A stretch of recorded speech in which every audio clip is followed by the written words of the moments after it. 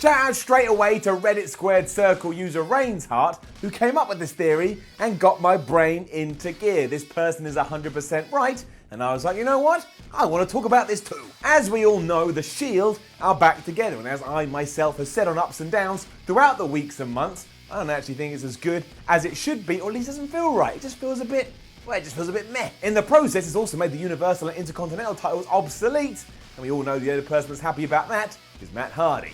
When you remember just how high Seth Rollins was flying before all this went down, you gotta start thinking that maybe, just maybe, reuniting the Shield ruined Seth Rollins. Why? Here's why.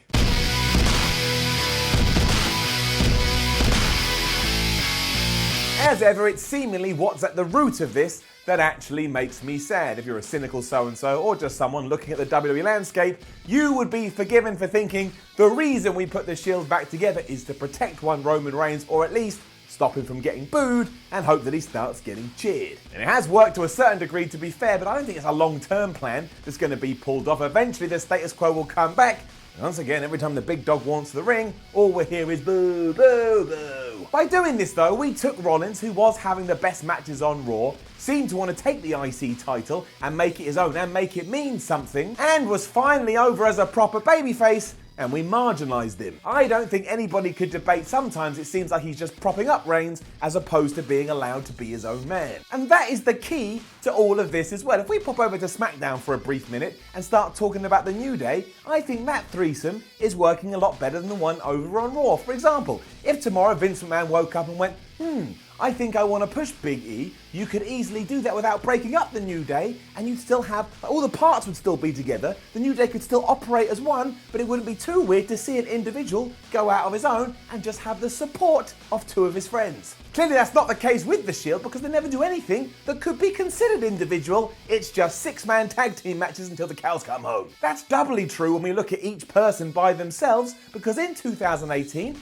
they're all stars. Roman Reigns is a star, Dean Ambrose is a star, and Seth Rollins is a star. It takes away from what makes them unique and just reverses the clock to when they debuted, and I don't think they needed that. Seth Rollins certainly didn't, and I'm also happy to say, or at least confident in saying, if Dean Ambrose had made his big return, his big comeback, and could have just come in as Dean Ambrose being Dean Ambrose, I bet all the momentum from that wouldn't have been pulled out from under him. That's what happened. He just feels like he never left, and that sucks. It also seems fair to say that any nostalgia we had towards a Shield reunion was used up at the end of 2017 when we originally did it, but of course we had to pull the plug because Roman Reigns got injured. Then Triple H filled in for a while, and so did Kurt Angle, and it was enjoyable and it was fun, but really, I think there we should have left it for at least minimum a couple of years. Trying to do it again less than 12 months later, and there was no more love left to give. We'd already given everything we had. We'd taken our hearts and thrown it at the Shield and had it thrown back in our face. Blood covered us everywhere, disgusting. And then there's actually what they have been doing. All I've seen from the Shield since they got back together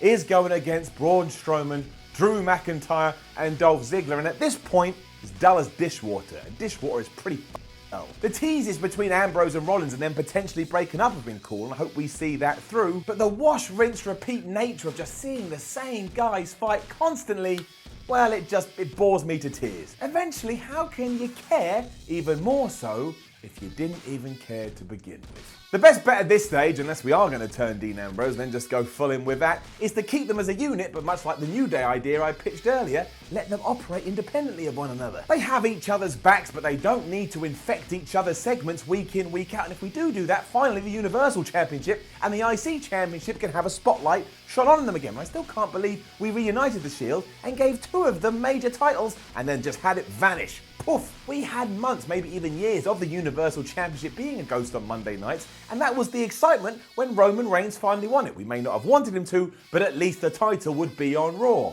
And now, it's gone down the exact same path. That becomes a right mess when we take into account that Drew and Dolph are holding the Tag Team Championships, and we've already mentioned what's going on with IC Gold. It just makes no sense whatsoever, and as of me saying these words, I don't think it's helped or served anybody. So really, we could go even further with this. We could push the boat out all the way and say the Shield reunion ruined the entire WWE.